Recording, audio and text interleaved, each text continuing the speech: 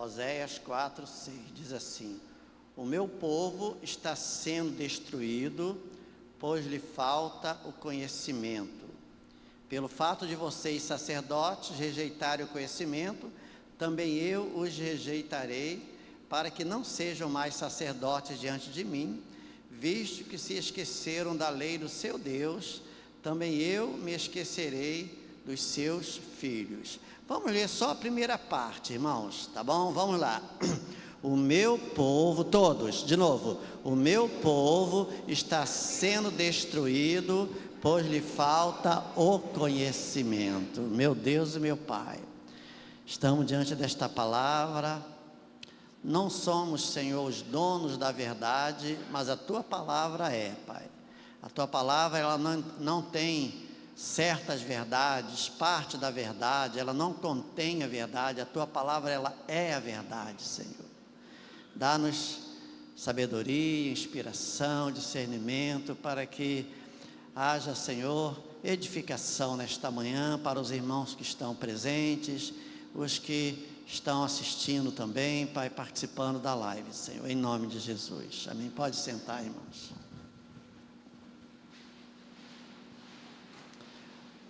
Eu estive ausente durante mais ou menos 10 dias, né? Dificilmente o pastor, pelo menos da Nova Vida, ele consegue tirar assim um mês de férias, né? Como qualquer ser humano normal, por vários motivos, né? Mas eu estava um dia lá, eu estava na praia, né? Família, com o pastor Fernando, meu amigo também, com seu filho, sua nora e seus netos também. Pastor Fernando, nós temos uma amizade muito grande e seus filhos também já são casados, ele tem um casal, né? A Silva e o Gustavo, e ele chegou a 5 netos, irmãos, 5 netos, todos homens, todos tricolores.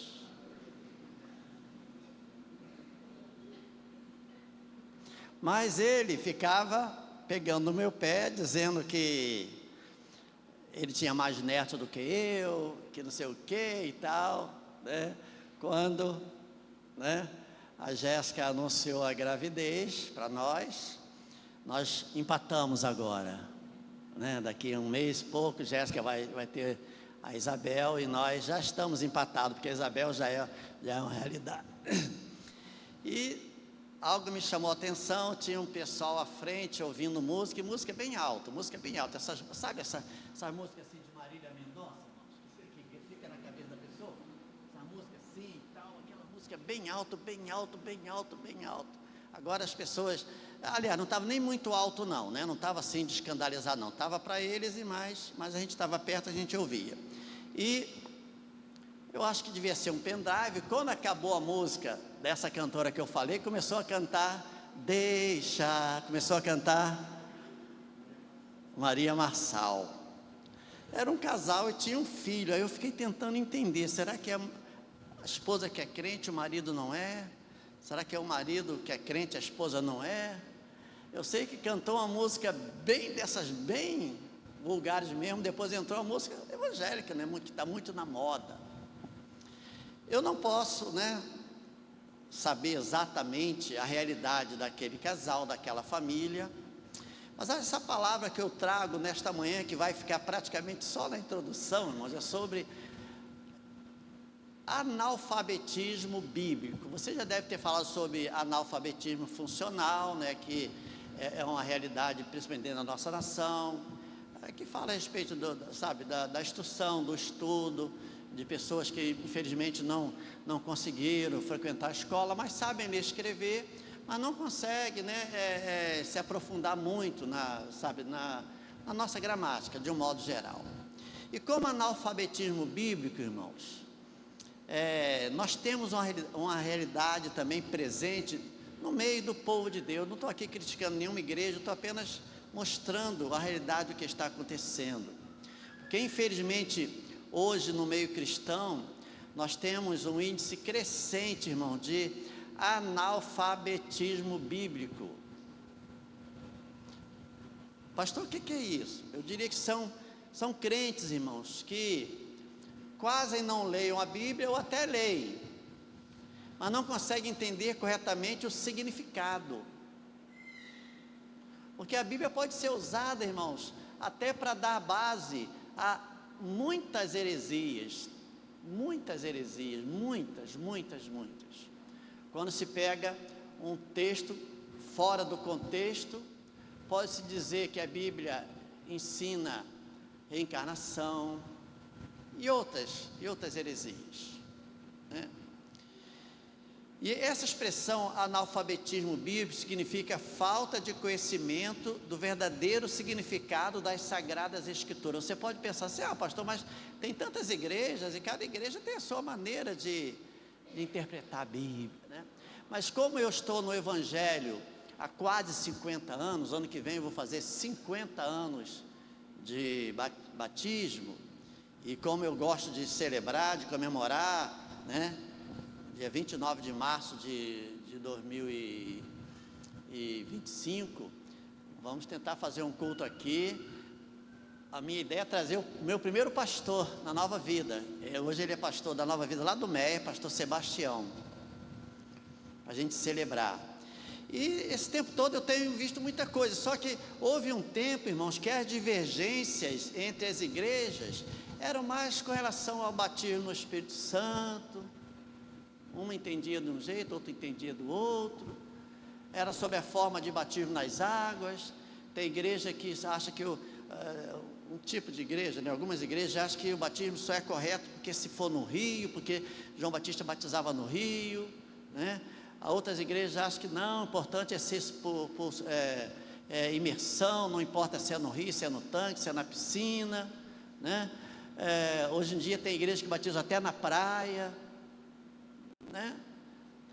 Algumas entendem que o batismo é muito mais simbólico, né? Então não tem problema se a pessoa for batizada só com um pouquinho de água na cabeça.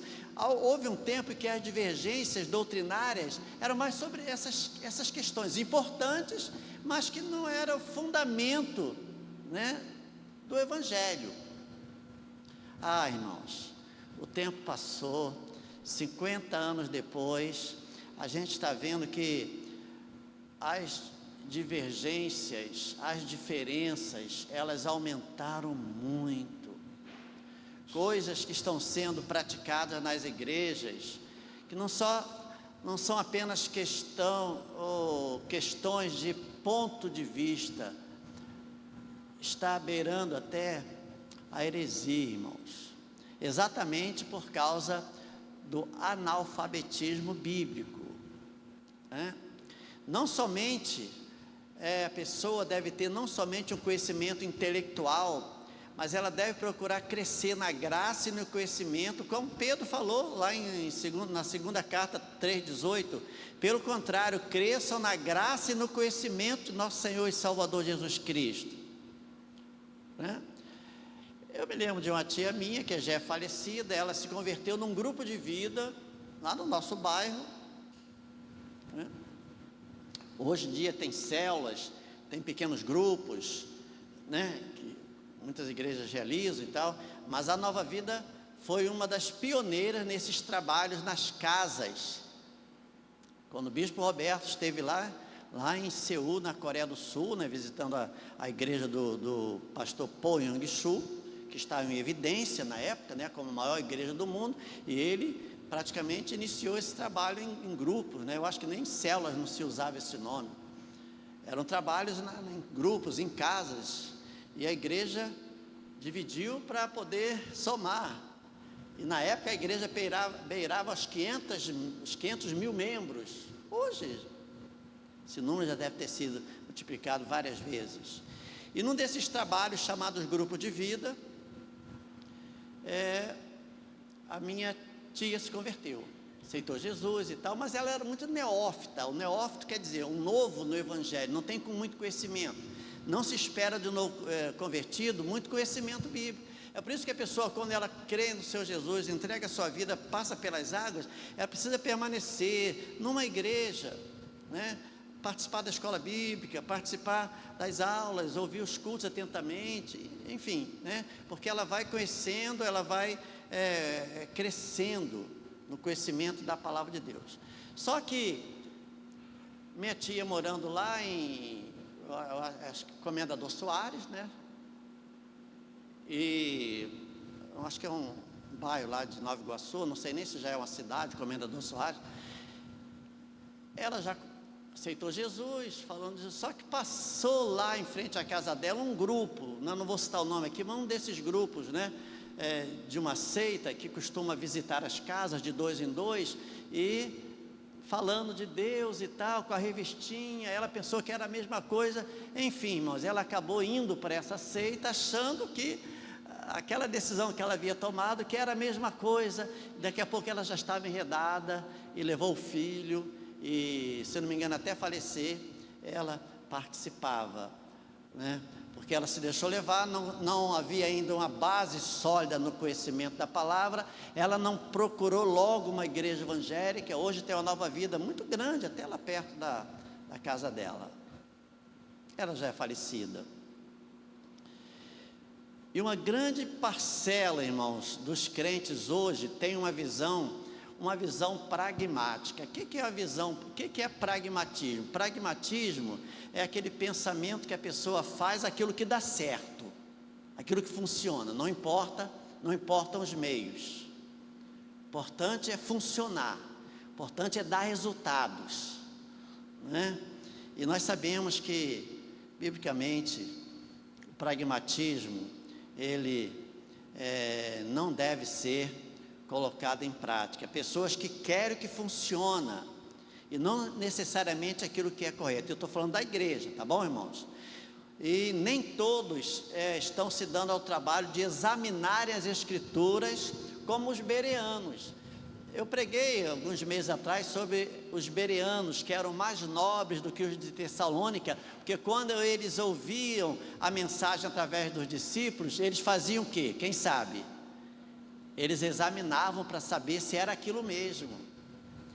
Irmão, nós estamos ouvindo, principalmente nas redes sociais, um pastor famoso, ou um influenciador, né, falando em Deus, colocando Deus no meio, sabe, dos seus pensamentos, das suas heresias, mas falou em Deus. E às vezes a pessoa tem milhões de seguidores, e muitos captam aquilo como a mais pura verdade. É mais ou menos, mal comparando, mas é mais ou menos, quando uma pessoa, ela está com determinada enfermidade, está com uma dor no estômago. Então, você coloca lá no YouTube, né, dor no estômago e tal, vai aparecer uma infinidade de médicos, entre aspas, falando como você ficar curado daquela dor no estômago. E a maioria, sem nenhuma comprovação científica, técnica. E quando você ouve uma entrevista de um médico mesmo, eles rechaçam completamente esse tipo, irmão, de orientação nas redes sociais, não é? Porque um remédio, ou um chá, ou, sabe, um tipo de tratamento que pode servir para mim, pode não servir para o Gustavo. Cada pessoa é uma pessoa diferente, cada organismo tem o seu metabolismo, reage de uma forma diferente. Uma pessoa tem pressão mais alta, outra tem mais baixa, outra pessoa tem mais glicose, outra tem menos, uma pessoa, enfim, e o médico, né? Por isso que sempre quando a gente consulta um médico, ou então você está vendo uma entrevista, o médico sempre fala, consulte um especialista, não faça nada sem orientação médica. Até para você ir para a academia e fazer exercício, não precisa, irmãos, de pelo menos um exame lá, para, né, você passar, para saber se você pode estar habilitado a fazer aquele tipo de exame. Não é verdade, irmãos? Assim também é a palavra de Deus. Pessoas estão ouvindo o galo cantar, pessoas estão ouvindo um conselho que falou em Deus, falou em nome de Deus, mas realmente não tem nenhuma comprovação, não é nem científica, não é bíblica. E a pessoa acaba fazendo aquilo, achando que vai dar resultado, e não é isso. Os bereanos, diz aqui em Atos 17:11, ora, estes de Bereia eram mais nobres do que os de Tessalônica. pois receberam a palavra com toda avidez, examinando as Escrituras todos os dias, para ver se as coisas eram de fato assim. Então, este é um exercício, irmãos, que temos que fazer todo dia, examinar as Escrituras, para ver se aquilo que você... Primeiro que a gente tem que selecionar muito, não é verdade, irmãos? A gente tem que selecionar, mas mesmo dentro do que selecionamos, a gente tem que examinar detalhadamente para ver se é aquilo mesmo, né? Eu estava numa loja, né, que eu fui consertar uma impressora aqui da igreja e tudo, e o rapaz lá, o senhor lá, né, ele é pastor, se converteu inclusive na Nova Vida do Jabu, né, a esposa é pastora, e eu estava lá esperando, e ele consertou uma impressora lá na hora, e daqui a pouco chegou um outro que também era pastor. Aí o irmão falou assim, o dono da loja: poxa, que bem, hoje a minha loja está abençoada, 3 pastores, e tem mais a esposa, que é pastora também, mas ela trabalha mais com questões gráficas, e ela está em outro lugar. Eu sei, irmãos, que eu não vou nem falar aqui, não vou nem citar nome não, mas ele falou algo lá que, falei, meu Deus do céu, eu não entrei na discussão, porque não fui chamado a dar a minha opinião, porque a minha opinião era completamente diferente de uma opinião a respeito de um assunto que a Bíblia é muito clara. Não vou nem entrar aqui nos detalhes. E não são pessoas novas no Evangelho, não, irmão, são pessoas antigas no Evangelho, mas que têm o conhecimento completamente, não vou dizer diferente não, completamente deturpado, né? E hoje nós temos uma geração, irmãos, que busca resultados imediatos. Todo mundo quer resultado imediato, né?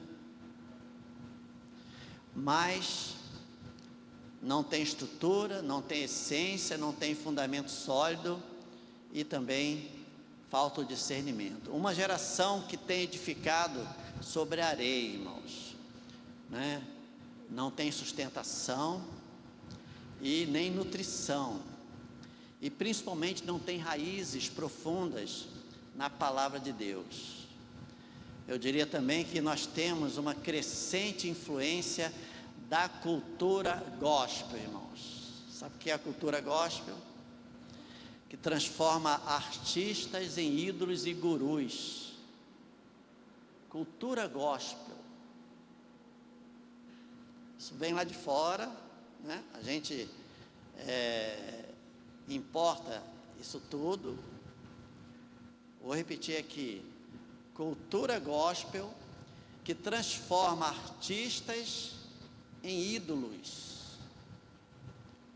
The Chosen, de vez em quando alguém assiste aqui, irmãos, que é muito legal, né? The Chosen, a série sobre Jesus. Eles estiveram aqui no Brasil alguns meses atrás. Os irmãos viram como os brasileiros trataram aqueles atores como verdadeiros ídolos, irmãos, verdadeiros ídolos, e gerou muitos comentários, né? Não estou falando do trabalho em si não, estou falando de como, né, a cultura gospel exalta, né, pessoas que se destacam.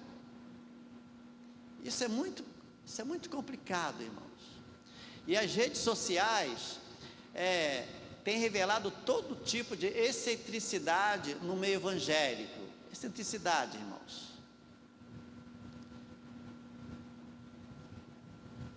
Desde profetas que revelam CPF e placa de carro. Você sabe, né? Se você não sabe, fica sabendo. Profetas, homens famosos, que a pessoa entra na igreja, então para ele mostrar que Deus está usando, ele revela o CPF da pessoa. Alguém já ouviu falar sobre isso aqui, irmãos? E até a placa de carro. Pastor, mas Deus não usa? Claro que Deus pode usar da maneira que Ele quiser, irmãos. Até uma mula falou, né? Mas é complicado, irmãos. E aqueles que seguem estão até bem intencionados.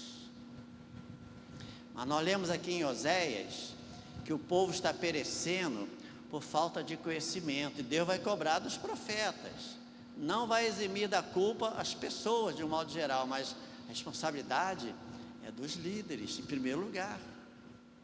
Não somente, mas em primeiro lugar.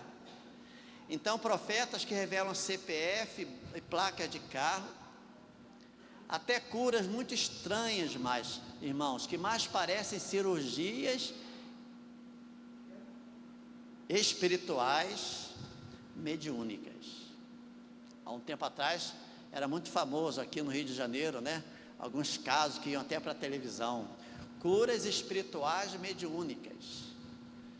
Algumas pessoas que diziam receber um espírito de não sei quem, de um doutor, e com as suas mãos, sem usar nenhum instrumento, faziam a cirurgia e a pessoa era curada.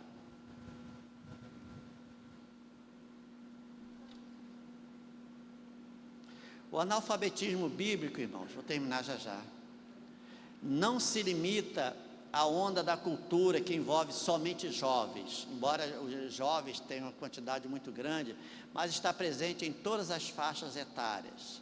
A supervalorização de experiências místicas e revelações que ultrapassam aos ensinos bíblicos também são fatores negativos para o crescimento espiritual, né? Deus, Ele opera. A nossa denominação, os irmãos sabem, é uma denominação que não é cessacionista. Nós acreditamos na continuidade dos dons espirituais, amém, irmãos? Que Deus ainda cura, Deus ainda faz milagre, Deus usa pessoas para sabe, falar profecias, pode ser através de sonhos. Só que existe uma onda, sabe, dessas práticas místicas muito exageradas, que estão ultrapassando completamente os ensinos bíblicos de uma forma equilibrada. Isso está fazendo com que pessoas até cheguem para a igreja, mas depois abandonam, porque aquilo que foi prometido não aconteceu, aquilo que foi prometido não era bem assim. É só acessar alguns canais, irmão, do YouTube, para vermos que o analfabetismo bíblico está extrapolando todas as barreiras do bom senso cristão. Então, o que eu falei no início, eu comecei dizendo que houve um tempo em que as divergências doutrinárias entre as denominações eram sobre batismo no Espírito Santo, se falar em línguas é evidência ou não, né? Na minha geração a gente discutia isso. Sobre batismo nas águas, se tem que ser no tanque, se tem que ser no rio, né? Aí depois vieram aqueles que batizam em tanque, em piscina Tone, né? Igrejas que não têm uma infraestrutura, o pastor compra uma piscina e coloca ali, batiza a pessoa, na praia. As divergências eram essas. Hoje, meu Deus do céu, tem tantos pontos que quem vem lá de fora, quem vem do mundo, quem entrega a sua vida a Jesus, fica às vezes sem entender nada do que está acontecendo. Superstições, né? Campanhas apenas pelas campanhas, que em muitos casos parece mais com crendices, irmãos, crendices. E Deus, irmãos, para fechar agora a mensagem nessa parte da manhã, vou fechar dizendo o seguinte: Deus e não o homem que deve ser o centro do nosso culto. Você pode repetir? Deus e não o homem é que deve ser o centro do nosso culto. A palavra de Deus é que precisa ser anunciada de forma plena. Nenhum pregador, irmãos, tem autoridade para usar um texto fora do contexto para dar sustentação a qualquer doutrina ou pensamento humano. Nenhum. Todo culto e tudo no culto deve ser guiado pelas Escrituras através do Espírito Santo. Eu já falei 2 vezes, estou terminando. Na terceira eu vou terminar, tá? E agora eu vou falar, estou terminando, tá bom, irmãos? Com o seguinte: você já deve ter falado, eu também já falei. Isso é uma falha nossa, mas é difícil a gente se libertar disso. Você vai em determinado culto e você fala assim: não gostei do culto hoje. Não vou pedir para você levantar a mão não, porque eu seria o primeiro a levantar a mão. Não gostei do culto hoje, não gostei dos louvores hoje, não gostei da palavra hoje, não gostei do som hoje, não gostei do que hoje. Já sabe o que eu vou dizer, né, Diácono Lorival? Quando você fala assim, não gostei do culto hoje, uma resposta precisa ser dada a você imediatamente. Sabe qual é, irmãos? O culto não foi para você. Você não tem que gostar ou que não gostar. O culto foi para Deus. Amém, irmãos? Ah, pastor, mas o som estava alto, a música ficou desafinada. Tudo bem, essa parte humana, a gente tenta melhorar, irmãos, né? A gente está ali com o Davi, trazendo as orientações, pessoal do som, a gente tem as dificuldades.